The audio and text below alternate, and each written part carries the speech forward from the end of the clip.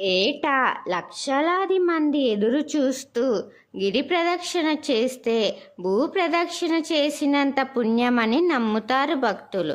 అదే విశాఖపట్నం సమీపంలో ఉన్న సింహాచలం శ్రీ వరాహలక్ష్మి స్వామి వారి ఆలయంలో ఇక్కడ గిరి ప్రదక్షిణ ఎందుకు చేస్తారు? శ్రీమన్నారాయణుడు వరాహ నరసింహాల అవతారాల కలయికతో సింహగిరిపై వెలిశాడు.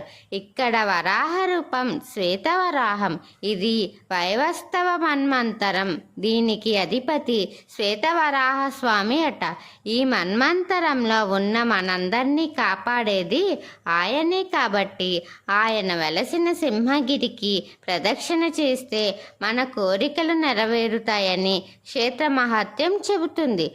ఆషాఢ శుద్ధ పౌర్ణమి నాడు ఈ సింహాచలం గిరి ప్రదక్షిణ. ఓం నమో నారసింహాయ.